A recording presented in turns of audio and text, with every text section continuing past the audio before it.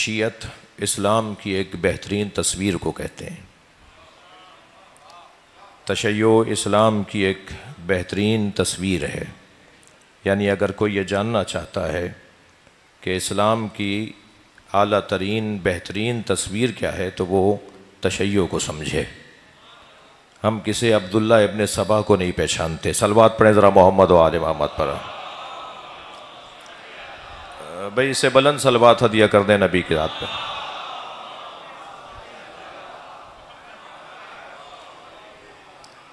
ہم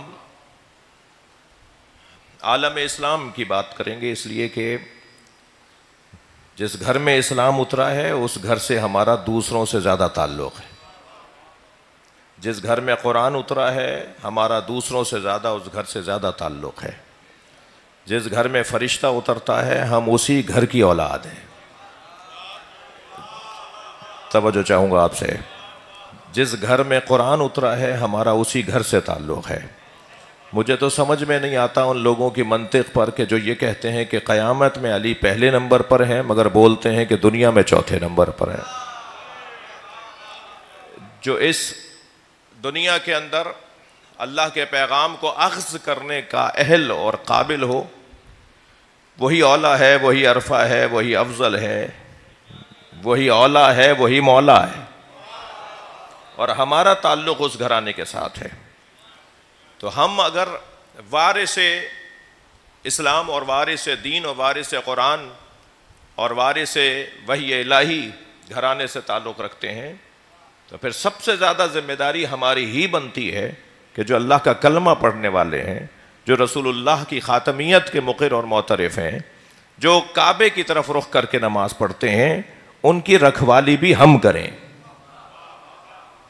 ان کی ذمہ داری بھی ہمارے اوپر ہے۔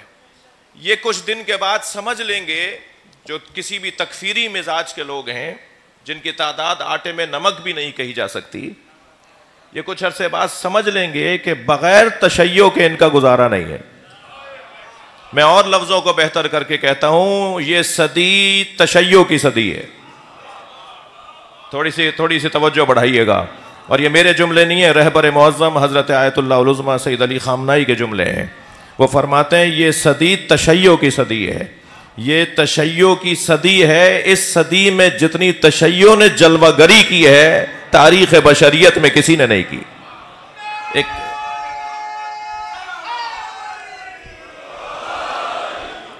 ایک اسلام کی واقعی تصویر اگر اس دور میں اس نعمت عظمیٰ کا تصور، اس نعمت عظمیٰ کا ذکر چھوڑ دیا جائے جو حضرت آیت اللہ روح اللہ الموسوی الامام الخمینی کی ذریعے سے ہمیں نعمت دی گئی ہے، جسے انقلاب اسلامی ایران کہا جاتا ہے، اگر اسے 56 اسلامی ممالک سے نکال لیا جائے تو مسلمانوں کی گردنیں شرم سے جھکی ہوئی ہیں۔ واحد مملکت ہے جو مسلمانوں کو سرفرازی عطا کر رہی ہے، اور اس مملکت کا تو دعویٰ ہی نہیں ہے کہ ہم ایرانی ہیں، ان کا تو دعویٰ ہے ہم اسلامی ہیں۔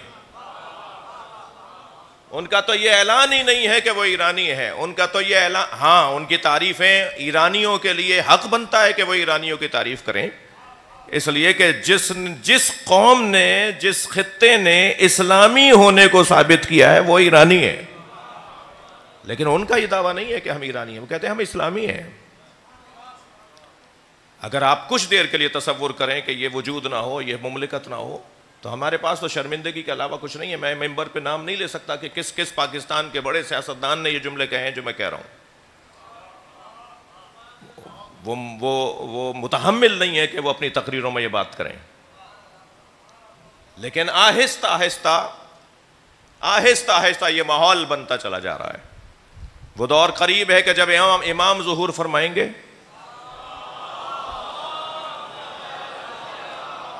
اور سارے بارڈر ختم ہو جائیں گے، سارے پاسپورٹوں کا تصور ختم ہو جائے گا، ویزوں کا کوئی خیال ہی باقی نہیں رہے گا، زمین کے اس کونے سے لے کے زمین کے اس کونے تک ایک ہی اذان ہوگی، ایک ہی نماز ہوگی، ایک ہی انداز زندگی ہوگا، اور ایک ہی حیات اور زندگی گزارنے کا دستور اور نظام ہوگا۔ اس طرف ماحول جا رہا ہے۔ عزیزان گرامی، میں نے آج کی اس خطاب میں مجلس کے لیے اگرچہ بہت طویل گفتگو کا ارادہ نہیں ہے، لیکن اہتمام ہے، انتظام ہے. چاہے Rizvia new Rizvia society phase 2 اور Rizvia society phase 2 new Rizvia society کی انتظامیہ مینجمنٹ کی جانب سے اس مجلس کا انعقاد ہے، انتظام ہے. علماء کرام تشریف فرما ہیں، صاحبان ادب تشریف فرما ہیں، قومیات کے لوگ تشریف فرما ہیں، اہل دقت تشریف فرما ہیں. یہ جو چند شخصیات اس ہیلی کاپٹر سانحے کے اندر ہم سے جدا ہو گئی، ان کی کچھ بارز اور روشن زندگیوں کا حاصل اور بارز اور روشن صفت تھی، جس پر اگر اب بات نہ کی جائے تو پھر کب بات کی جائے گی. اور وہ صفت ہے ہمت. اس قبیلے کی روشن اور واضح صفت ہے ہمت. ہمت اگر تعریف اس کی مانگی جائے، ہر چیز کی تعریف ہے، علم کی تعریف ہے، حتی تعریف کی تعریف ہے، میری بھی کوئی تعریف ہوگی، آپ کی بھی کوئی تعریف ہوگی، اس مائک کی بھی تعریف ہے، اور میں نے عرض کیا کہ تعریف کی بھی تعریف ہے. تو اگر ہم کہیں کہ ہمت کی تعریف کیا ہے، تو ہمت کی تعریف ہے مقصد کی خاطر کوششوں کے مجموعے کا اظہار ہمت ہے. تھوڑی توجہ بڑھائیں تو میں اپنے مضمون کو اور بہتر کروں. مقصد کی خاطر کوششوں کے مجموعے کو ہمت کہا جاتا ہے.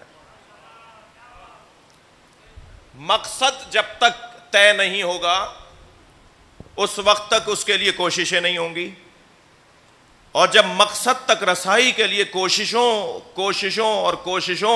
سے گزارا جائے گا اپنے آپ کو، تو وہ جو کوششوں کا مجموعہ بنے گا، اور ایک کوشش کے بعد دوسری کوشش، اور ایک صحیح تلاش کے بعد دوسری صحیح تلاش، اور ایک اور قدم کے بعد دوسرا قدم، اگر اس میں ناکام ہوئے تو کوئی بات نہیں، ہم دوسرا قدم اٹھائیں گے. یہ جو مجموعہ ہے کوششوں کا مقصد تک پہنچنے کے لیے، اسے ہمت کہتے ہیں. اب مقصد 3 طرح کے ہیں.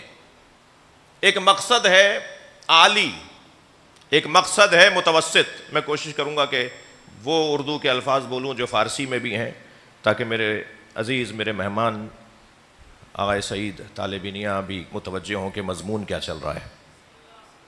مقصد یا عالی ہے، مقصد یا متوسط ہے، مقصد یا کمزور، ضعیف اور پست ہے. مقصد، اب یہ گفتگو بھائی سیمینار والی گفتگو ہوگی، مصائب پڑھ کر مجلس کا رنگ ہو جائے گا، تو آپ ذرا توجہ برقرار رکھیے اپنا. مقصد یا عالی ہوتا ہے، مقصد یا متوسط ہوتا ہے، مقصد یا دنی ہوتا ہے، پست ہوتا ہے، کمزور ہوتا ہے. بس جتنا بڑا مقصد ہوتا ہے اتنی ہی کوششیں شدید ہوتی ہیں، اور جتنا متوسط مقصد ہوتا ہے اتنی ہی کوششیں کمزور ہوتی ہیں، متوسط ہوتی ہیں، اور جتنا کمزور ہوتا ہے اتنی کوششیں بھی کمزور ہوتی ہیں. تو بس جب ہمت کا مطلب ہے مقصد تک پہنچنے کی کوششوں کا مجموعہ، تو ہمت بھی اسی کی بلند کہلائے گی جس کا مقصد بلند ہوگا. ہمت بھی اسی کی عظیم ہوگی جس کا مقصد عظیم ہوگا.